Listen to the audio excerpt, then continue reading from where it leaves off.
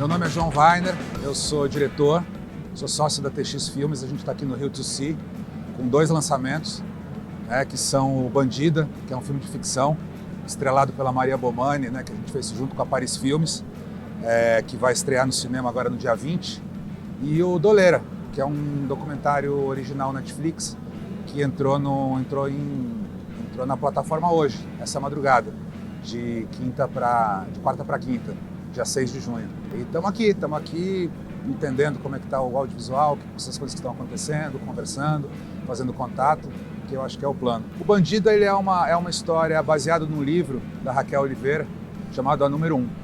A Raquel, conta a história, que é uma história dela, de que ela de quando ela é nascida e criada na Rocinha, e ela, teve uma vida muito, muito complicada, e acabou virando chefe do tráfico. Então ela é a primeira mulher a ser a chefe do tráfico na Rocinha.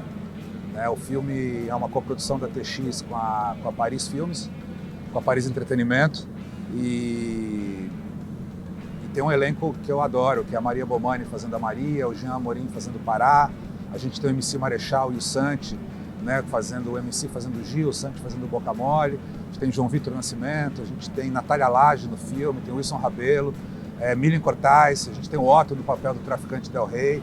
Enfim, é um elenco bem interessante, assim. O filme está bem legal, acho que vale a pena ver no cinema. Doleira está na Netflix, entrou hoje na Netflix, a gente está falando aqui, hoje é quinta-feira, ele entrou à meia-noite de Los Angeles hoje, que foi 5 da manhã daqui, e o filme, cara, conta a história da Nelma Kodama, que era uma doleira, que esteve envolvido com a maior parte dos grandes escândalos de corrupção do Brasil. Ela estava envolvida de alguma maneira, direta ou indiretamente.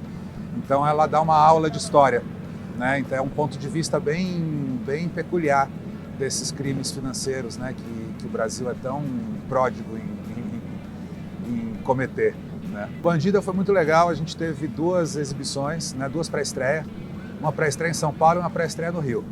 A pré-estreia em São Paulo foi numa sala de cinema com aquele sistema de som que eles chamam de Atmos, que é um sistema novo, tem pouquíssimos cinemas do Brasil que tem, mas você tem uma quantidade absurda de caixas de som de cinema, em vez de ser 5.1 é 7.1, tem caixa no teto, então tem uma coisa de som que é muito interessante, E a gente conseguiu assistir o filme em Atmos em São Paulo, e depois a gente veio fazer uma pré-estreia no Rio, que foi feita na Rocinha, na quadra da Escola de Samba Acadêmicos da Rocinha, e com muitas pessoas da Rocinha que viveram essa história, que conheceram as pessoas envolvidas nessa história, direta ou indiretamente. E foi muito legal, porque foi as pessoas se sentiram muito representadas ali, sabe? Eu senti que a galera que conheceu essa história me abraçou e falou, não, essa história tá digna, sabe?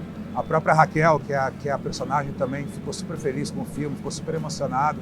Então agora vem a parte mais importante ali, que é a bilheteria, mas eu estou bem aliviado de ter feito um filme que a própria Rocinha entendeu como um filme que estava ali, que representa as coisas que eles estavam pensando ali, naquele momento. A gente estava procurando alguém para fazer essa protagonista, e o Luiz Lomenha, que é um diretor muito amigo, ele teve um dia com a gente na sala de roteiro e ele cantou essa bola, ele soprou o nome dela no meu ouvido.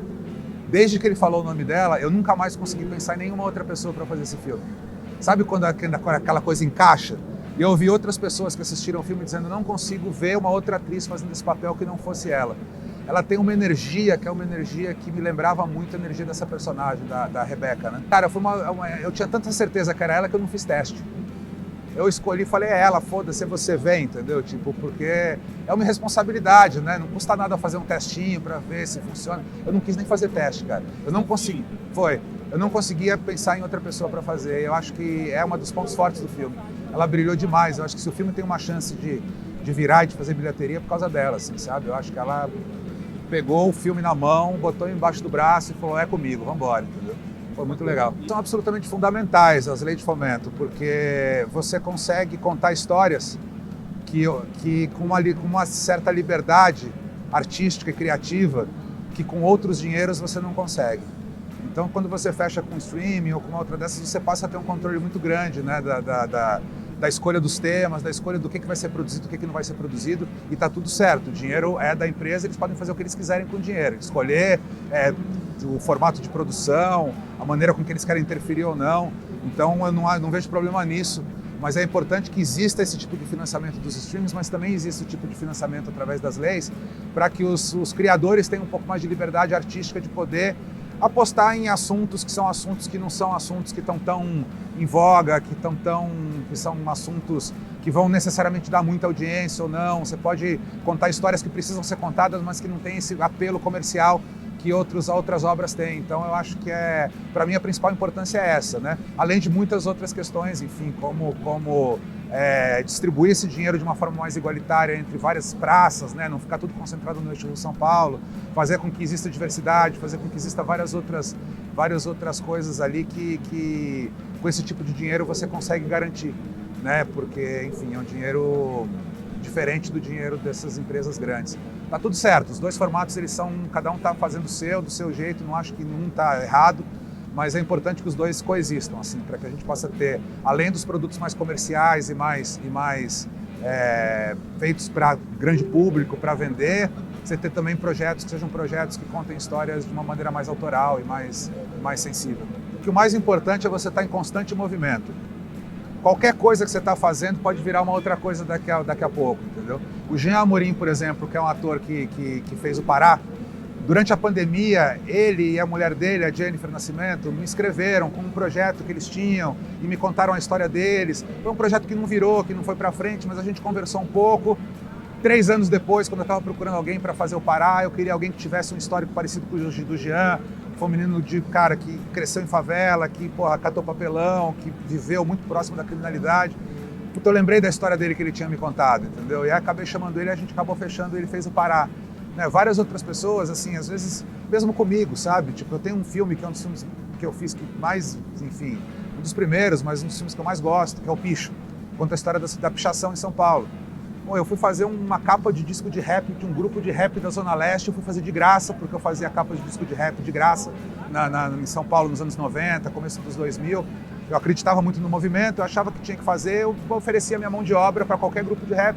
Fui fazer, um dos moleques era pichador, ele começou a conversar comigo, eu comecei a entender um pouco mais da pichação. Um tempo depois eu trombei um outro cara, não sei o quê. Acabei fazendo um filme, cara, que é um dos filmes que eu mais gosto de todos que eu já fiz até hoje, assim. Então, às vezes você está indo fazer uma coisa que não é exatamente para aquilo, mas se você está em movimento, se você está conhecendo as pessoas, você está se movimentando, que pode ser um movimento online, pode ser mandando mensagem aqui, trocando uma ideia aqui, conversando com um ali, frequentando um lugar, indo para uma festa, indo para um lugar, enfim, puxando as pessoas para conversar. Isso acontece direto, as pessoas me puxam para conversar, porra, vamos ouvir, vamos entender, e assim acabam rolando coisas no futuro. Então eu acho que o mais importante é o constante movimento, cara. Você tem que estar se movimentando, tem que estar com as redes ativas, tem que estar fazendo contato direto, tem que estar indo nos lugares, botando a cara. Afinal, como diz o Mano Brown, quem não é visto não é lembrado, né? Para você começar como diretor, é uma caminhada longa, difícil pra cacete.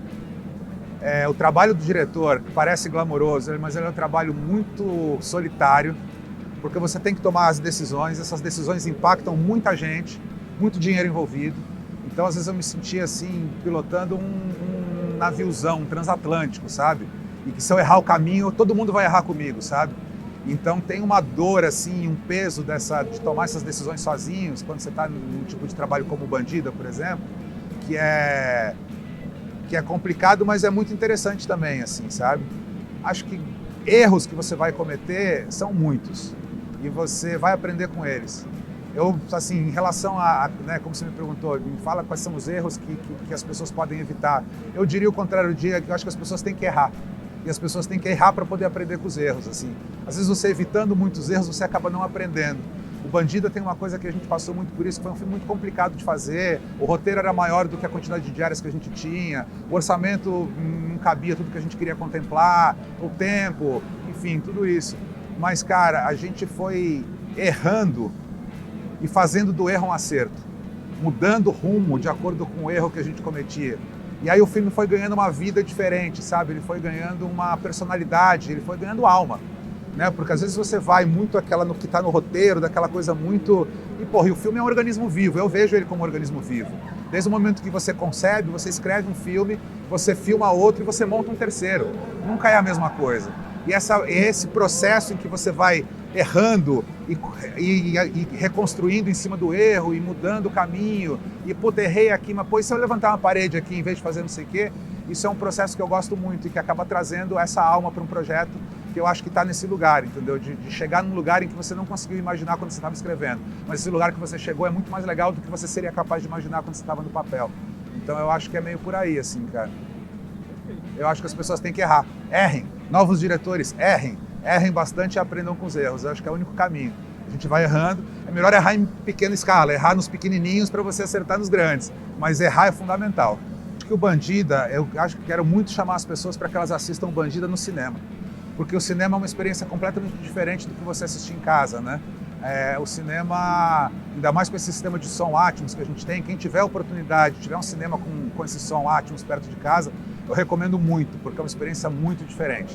Né? E o cinema é um templo, o cinema é um lugar onde a gente vai lá, desliga o celular e você tira 2 horas do seu tempo para assistir um filme que é uma celebração. Então, eu queria muito que as pessoas vissem o Bandida no cinema, sabe? Eu acho que é importante, além de ir ao cinema hoje, é praticamente um ato político, né? Do jeito que as coisas estão, do jeito que o cinema está, do jeito que o digital está engolindo a gente, as redes sociais, eu acho que no cinema é um ato político. Você entrar no cinema, comprar o ingresso, desligar seu celular e ficar 2 horas mergulhado numa obra, eu acho super, super importante nos dias de hoje. E em relação à Doleira, cara, o Doleira está no Netflix. É um filme que eu acho que tem uma atração muito grande, assim, é um filme que está muito interessante, ela é um personagem muito, muito, muito incrível. Eu tenho certeza que as pessoas vão ficar doidas quando assistirem, assim. Então assistam no Netflix o Doleira e no dia 20, cinema Bandida. Se tiver um sistema Dolby Atmos perto de casa, experimentem que vale a experiência. É uma experiência diferente assistir com esse som.